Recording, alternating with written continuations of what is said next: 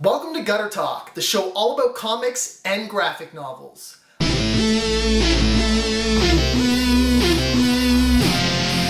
your host, Matt Mitchell. This month I was planning on having some coverage of Fan Expo, but unfortunately I was unable to attend. So if you attended Fan Expo in Toronto, let me know in the comments what I missed out on. And let's get right into the new comics this month. I read a lot more than normal, so let's dive in.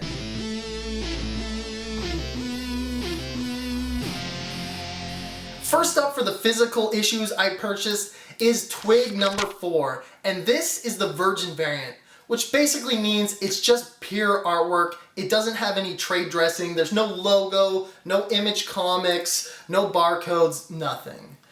In this issue, Twig is about to kill the Horned Beast, but if you've read any of the previous issues, you know that's not something he's capable of, and he instead befriends the creature and we have a new party member.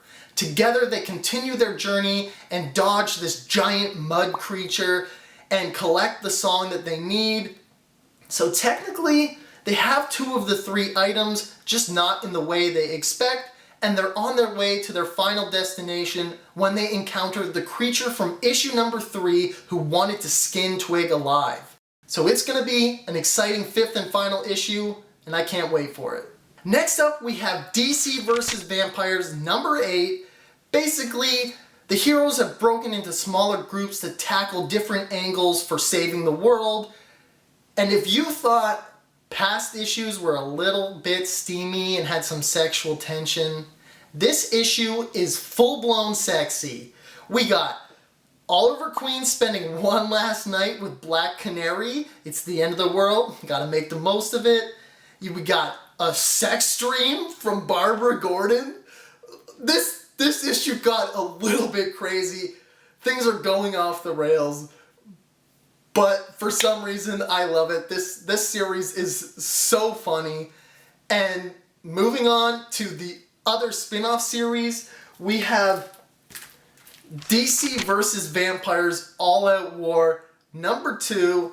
This is much more serious and somber. Constantine has taken his crew to visit Talia al Ghul in her hideout to try to pry answers from her and find out where the last Lazarus pit is so that they can use that to hopefully heal this one key vampire who can part the skies and allow the sun to come through. And obviously he's not going to help them unless they can cure him in the same way that they cured Azrael. We also got to see a ton of vampires slaughtered, but by far the most interesting thing in this issue was the bonus Nightwing story. We got to see a little bit about how Dick Grayson got involved with the vampires in the first place, and I hope that we'll get to see in future issues how he became their king. Moving on, we have Jurassic League number 4, and Batsor had a bit of a conflict with Supersor. He wants to go and take the fight to this evil, so he goes out on his own, and we see at the end of this issue, the Dark Embryo hatches. There's not a lot of battles in this issue, but it really moved the story forward. On to some Marvel, we have Han Solo and Chewbacca number 5. Han's father's true identity is revealed in this issue. Kel Tanner returns to steal the urn from Han, but he doesn't have it, and Chewbacca is arrested. I'm really enjoying this series. It's definitely recommended if you're trying to get into some Star Wars comics. I like this issue in particular because you can really see the hatred building between Greedo and Han, which obviously leads up to the events of A New Hope when he shoots him. So if you're looking for a good Star Wars read, this is it. And last for physical issues is Gwen-Verse number 5. This is the finale of finale, which really shows how bad of a villain she is. It's more about the Gwen-Vengers' struggle to work together and cooperate, and when they do work together as one and decide to sacrifice the variants to go back in time and stop Finale from using the finalizer, she has absolutely no powers. Gwen Stacy kind of just laughs in her face because she's just a regular Instagram influencer now and is easily defeated. But that said, I don't think this series is really about a strong villain. It's more about the cool incarnations of Gwen Stacy, and if you're looking for that, this should be a quick read now that all 5 issues are out. I also read 8 more comics digitally this month. I'm going to try to rattle through my notes real quick, so if you want to discuss these more, head to the comments. First up, we have Sacrament #1. This got me because of its pitch of Exorcist meets aliens. I really love aliens and horror movies, so this sounds like an interesting premise for a series. It's basically a character introduction of this priest who no longer believes in the religion he's preaching, and in this future world that he lives in, religion is basically illegal, and so he gets apprehended by the authorities. Instead of being sent to a penal colony, he's brought in on a case of a bunch of murders that they think might be like possession or aliens, something like that. So I'm excited to see where this series goes. Then we have Hellboy and the BPRD 1957 Falling Sky. Hellboy is working with a cryptozoologist who's just kind of upset that all they ever come across is demons and no new species for him to study. And they go to this town where there was a UFO sighting, and now the townsfolk are scared of some mysterious creature. Hellboy does what he does best, punch things.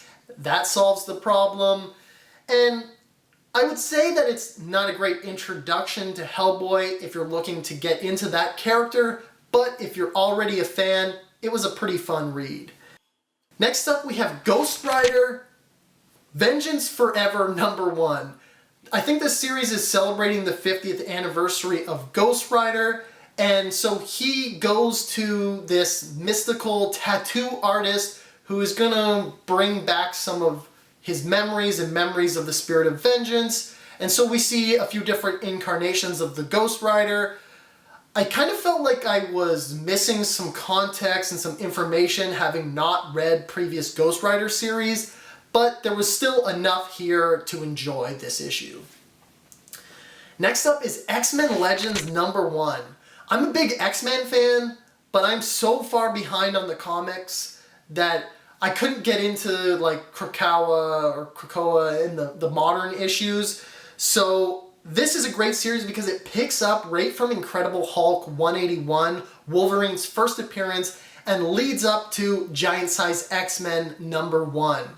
Wolverine is basically working for the Canadian military, and we get to see like an epic battle between him and the Hulk. He's hunting down these extra normal humans, and I think this is just going to be a great series to get my X-Men fix from. And speaking of modern X-Men comics, I did kind of read some of them with Miss Marvel and Wolverine #1.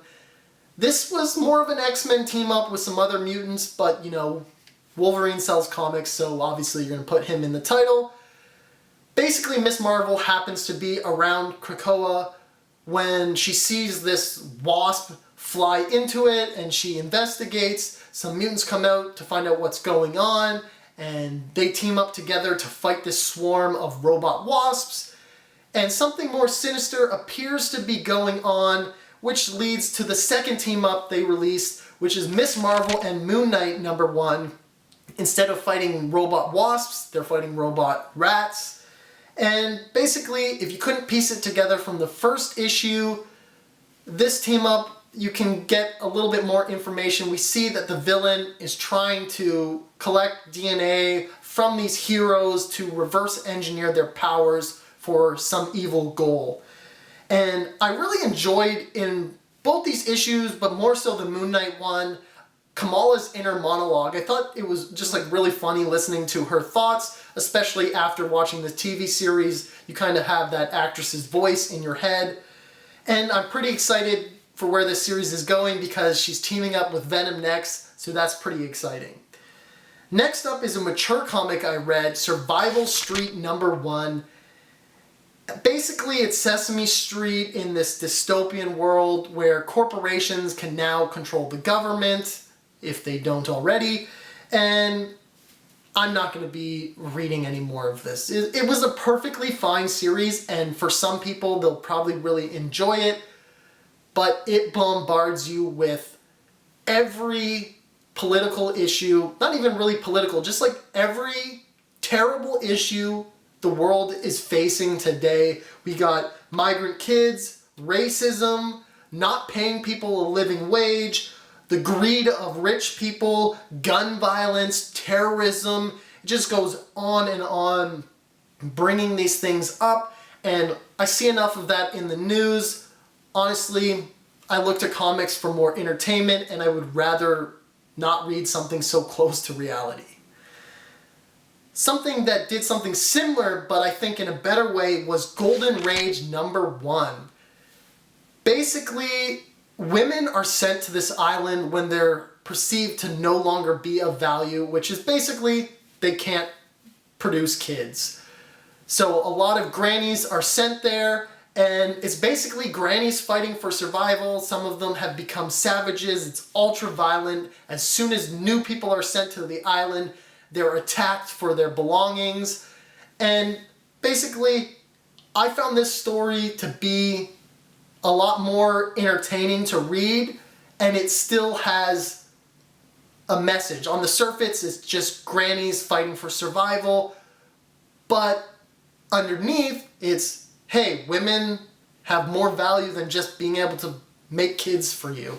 So this is a series I will continue reading, unlike Survival Street.